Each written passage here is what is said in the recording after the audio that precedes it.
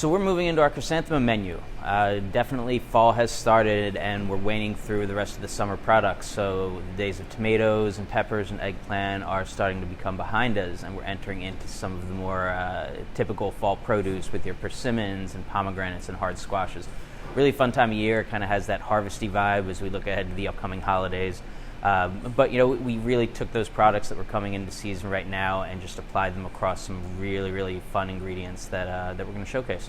So for our starters for both the 3 and the 5 course, one of my favorite squashes to work with that Farmer Fred from Green Bee Farms grows is butternut rugosa. So it's an Italian heirloom variety of butternut squash. It just has so much more character than your kind of standard butternut squash, which to me is just kind of starchy and sweet, which is fun in its own respect, but the butternut rugosa just has this depth of flavor and richness. So we love to make a soup with it. Very, very simple. We just slow roast the squash and make a puree out of that. Season it with a little bit of fresh turmeric and ginger. Finish it with a touch of cream, and then we're serving it with sage hush puppies and some pumpkin seed oil.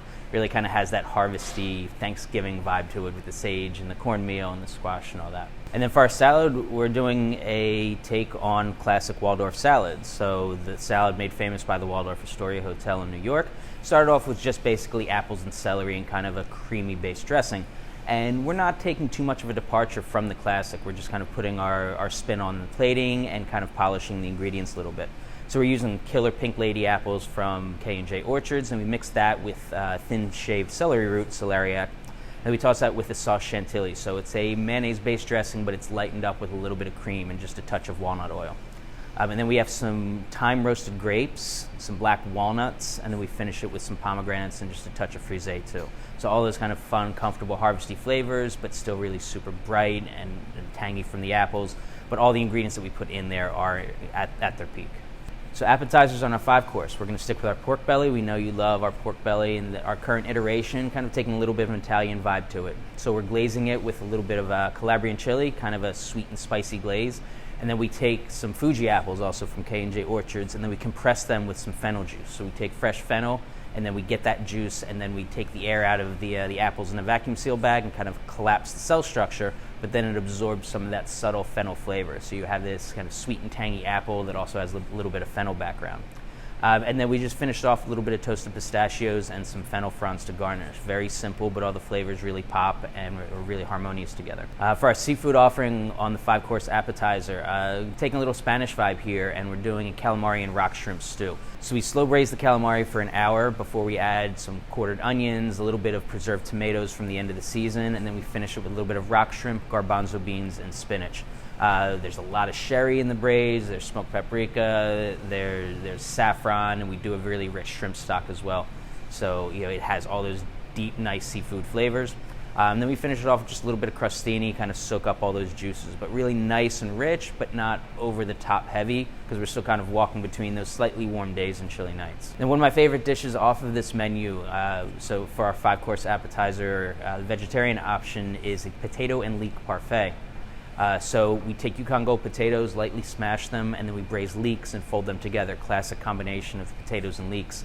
And then we pack that into a mold and put some Sonoma goat cheese on top. We gently warm it in the oven and then torch off the top, give it a little bit of caramelization, a little bit of texture and flavor juxtaposition. And we finish it with a reduction of Banyuls vinegar and some incredible greens that our friend Diane is growing for us just locally here in Sunol. So our 2 pastas. First one, dish I love to do this time of year, but we're doing a raviolo. And then we got some incredible end of the season summer truffles from Umbria.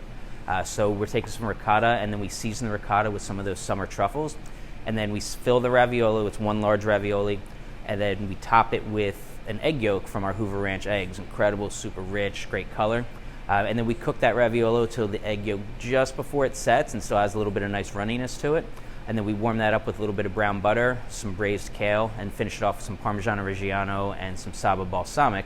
And then once you cut into the raviolo, the egg pops and kind of mixes with the brown butter and makes it an awesome, really rich sauce. Very simple, but perfect for fall. And then for our bucatini, this is a really fun dish because we took some liberties on the concept of what botarga is. So botarga is typically cured fish roe. Oftentimes it's mullet roe, it can be tuna roe. But we recreated that process by using scallops. So we take scallops and then we pack them in salt and sugar and press them together and let them cure and kind of remove the moisture for about a week and a half. and then we slow dry them. And what that does is it gives it a texture very similar to Bottarga, or like a hard grating cheese, a similar texture to that. So we take the bucatini and cook that with a little bit of slow roasted cipollini onions, some Iberico lardo. So lardo is cured back fat from our friends at Encina Farms. We got their back fat and cured that and aged it over the course of 6 months. And then we tie that together, just some white wine parsley, and then we shave that scallop Bottarga over top. So it kind of mimics the idea of putting cheese on top, but has this wonderful kind of deep, sweet, oceanic flavor to it. Really, really like this pasta dish. Entrees on our 3-course. A lot of our local fish are kind of phasing out. Our salmon, our halibut, they're going out of season. But as the weather cools down, our local shellfish are coming in. Summertime is sometimes a little bit spotty for things like oysters and mussels. But I wanted to showcase an incredible product. They're mussels coming from Tamales Bay. Really nice, plump, and meaty. And I wasn't going to go too far off the beaten path, and we did a version of moule frite, so mussels and French fries. We're doing the mussels in the style of mariniere, so kind of classic French style with white wine, creme fraiche, a lot of fresh herbs, and finished with a little bit of butter. And then we serve that with simple salad of arugula, shaved radishes, and then our Kennebec fries. One of my favorite fall dishes is cassoulet, so I couldn't pass up the opportunity. We're just at the end of the fresh shelling bean season, and that means we will be moving into the dried shelling beans, but fresh or dry, we're both getting them from our friends in Half Moon Bay at Yacopi Farms.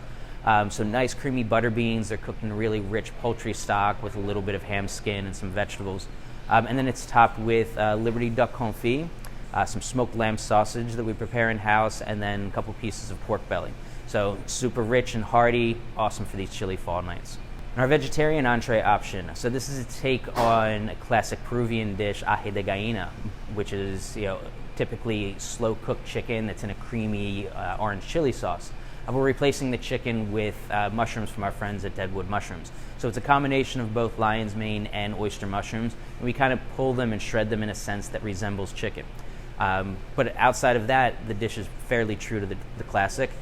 They're cooked together in kind of a creamy orange chili sauce. We use the fresh ají amarillo chilies that Fred at Green Beef Farms is growing for us. Then we serve it with some crispy fermented potatoes, quail eggs from Diane, and mixture of olives, a little bit of rice on the side to kind of gather up all that sauce. On our 5-course, some really fun proteins for our entree options. So first, we're bringing back the beef tenderloin from Galiciana, the vintage beef. So they are out of Australia. Incredible product. The way they treat these cows is incredible. Vintage beef means that these cows are a minimum of 5 years old. Oftentimes, the lesser quality beef that's making it to the market can be as young as 18 months when it goes to slaughter. Some of the nicer beef that you'll see, is probably about 3 years, but that's what makes this program so special, is that they do go that much further. And what happens is, it allows the cows to lead a very low-stress life. They're free to graze wherever and whenever they want. But this is a grass-fed product, and it eats like it's a grain-fed product. It has incredible marbling, and we're really, really happy to be serving this very unique product. So we keep it simple, and we serve that beef tenderloin with a little bit of brown butter, roasted fingerling potatoes, some shaved radishes, a black pepper creme fraiche, and then we finish it with a little bit of red verjus reduction, and then some crispy radish leaves. As I mentioned, a lot of our local fish are kind of moving out of season, but one thing that's fairly consistent along the Pacific is our swordfish. So really incredibly fresh, clean swordfish that we're bringing in.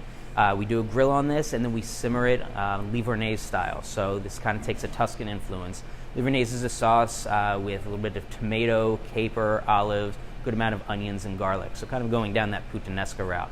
But after a quick trip on the grill, the swordfish gets simmered in the sauce. We serve that with an artichoke puree and a little bit of arugula tossed with lemon agrumata oil, and then finished off with some of Farmer Fred's sea beans. Another dish I'm really excited about. So we brought in squab from Central Valley Squab Producers, so being produced right outside of Modesto. Beautiful young pigeon. This is a super clean product, not gamey at all. And we wanted to feature persimmons throughout this dish. I love the combination of game and fruit. So we made a rich jus using the bones from the squab. And once that jus is nice and rich and reduced, then we also roast some persimmons, incorporate that into the jus, and then strain everything out. And then to order, we do put a little bit of Brunoise fresh persimmons to finish the dish. That gets served with some braised rainbow char from Happy Acre, incredible, vibrant chard, and then some roasted baby turnips as well. For desserts, classic fall dish, poached pear, but we kind of spun that into our donuts. So we do our classic donuts. We toss them with sugar and spice. So kind of those, typical fall warming spices. You're thinking of cinnamon, anise, allspice, a little bit of nutmeg and cardamom. And then we serve that with two sauces. One's a vanilla whipped cream, and then the other is a red wine pear butter. So kind of taking that idea of the poached pear, but then just cooking it down and pureeing it and make it into a really rich, nice sauce to dip your donuts in. Kind of a nod to fall. Our chocolate dessert really has those cool Halloween colors going on to it. So we're doing a chocolate and pumpkin trifle. So it's a pecan and chocolate brownie. We make it kind of like a cake style brownie, not quite as heavy and rich, to kind of mimic the idea of the trifle. And that gets served in the glass, and then we finish it with a pumpkin and white chocolate mousse, and then some touches of fall with some roasted pumpkin seeds, a little chocolate BBs, and then a salted caramel too. Looks really cool, looks like Halloween in a glass, but definitely has those warming fall flavors. Then simple and clean, but classic for a reason. So we're serving creme brulee on this menu, but we're seasoning it with some California bay leaves or laurel leaves. Simple, classic creme brulee, but we do use our killer Hoover Ranch egg, so it has this awesome color to it. And we finish it off once we brulee it, top it with a little bit of white pomegranates, or seedless pomegranates as they're called, and the flavors of the bay leaf and the pomegranate mixed with those vanilla and caramelized sugar flavors.